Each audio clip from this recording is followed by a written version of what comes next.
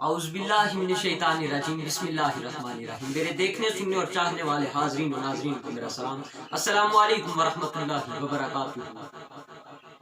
الصلاۃ والسلام علیک یا رسول اللہ وعلی آلک و اصحابک وسلم علیک یا حبیب اللہ۔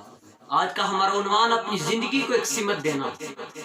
ایک ڈائریکشن دینا کہ آپ کے اندر کون سی صلاحیت ہے، کون سی قابلیت ہے، خدا نے آپ کو کس کام کے لیے چنا ہے۔ پھر اپنے خواب اپنے ارادے کا تعین کرنا، پھر اپنے ارادے اپنے خواب کی ٹھان لے لینا کہ منزل کو عبور کیے بغیر کبھی واپس نہیں لوٹیں گے، کیونکہ کسی لکھنے والے نے لکھا تھا کہ کانٹوں کا سفر ہے اور حوصلہ میری پہچان ہے، راستوں پہ تو سبھی چلتے ہیں، جو راستہ بنائے وہی انسان ہے۔ اپنی سمت کا ایک تعین کر لینا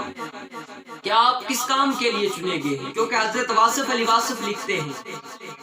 کمال کے استاد تھے حضرت واصف علی واصف، اور لکھتے ہیں کہ ایک شخص ان کے پاس آیا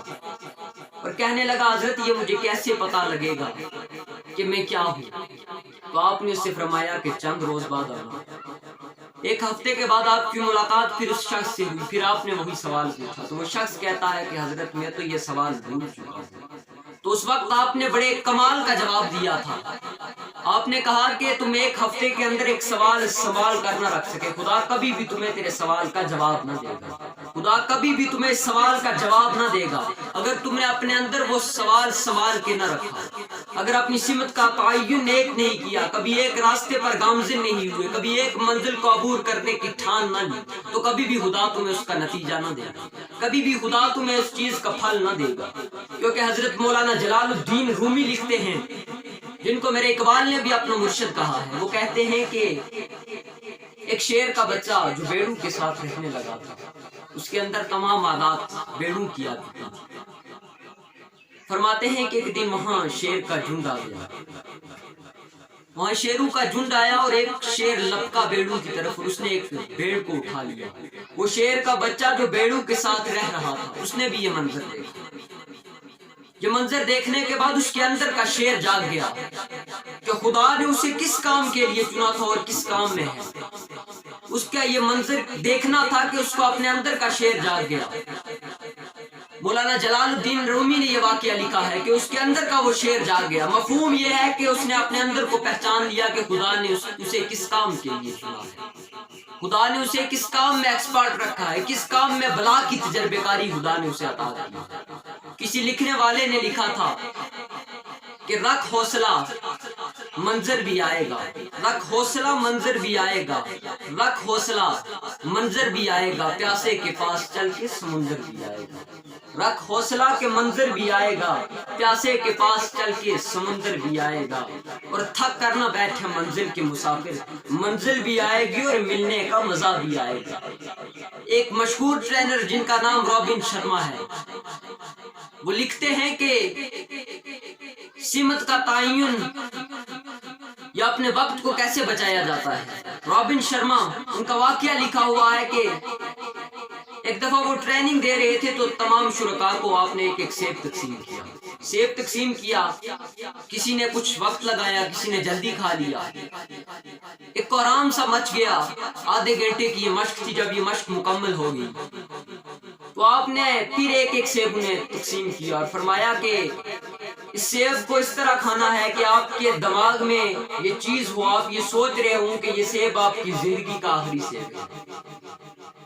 تو تمام شرکاء نے کچھ وقت لگایا، بڑے لطف بڑے پرکیف منظر سے وہ سیب کھایا۔ جب وہ سیب کھا چکے تھے تو اس کے اندر ایک سبق تھا۔ یہ مفہوم یہ ہے کہ اس سیب کو آخری سیب سمجھ کر کھا رہے تھے زندگی کا، اور اس لطف اس پرکیف منظر کے ساتھ کھا رہے تھے کہ یہ سیب ہماری زندگی کا آخری سیب۔ ہمیں یہ سبق ملتا ہے کہ اپنے آنے والے ہر ایک لمحے کو اپنی زندگی کا آخری لمحہ سمجھ کے گزارو، پھر جا کے تمہیں اپنی شوق میں اپنے کام میں ایک شوق پیدا ہوگا،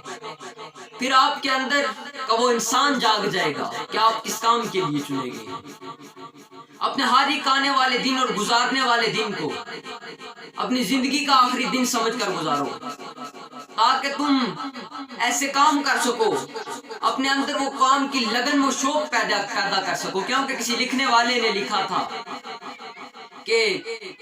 ہارنے لگو جب حوصلہ تو اتنا یاد رکھنا، ہارنے لگو حوصلہ تو اتنا یاد رکھنا کہ بنا محنت کبھی تخت و تاج ملا نہیں کرتا، کہ اگر آپ نے محنت نہ کی، اپنی سمت کا تعین تو کر لیا، ایک ڈائریکشن اپنی زندگی کا ایک موڑ تو دے دیا، لیکن آپ نے اس پہ محنت نہ کی تو کبھی بھی آپ کو وہ تخت وہ تاج وہ معراج نہیں ملا۔ کسی لکھنے والے نے اسی لیے لکھا تھا کہ ہارنے لگو حوصلہ تو اتنا یاد رکھنا کہ بنا محنت کبھی تخت و تاج ملا نہیں کرتا۔ اور کسی نے کیا خوب لکھا تھا،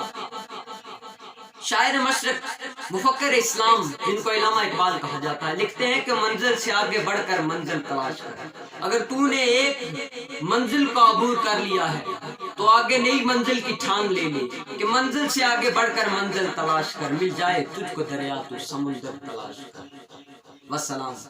جزاکم اللہ خیر۔ السلام علیکم ورحمۃ اللہ وبرکاتہ۔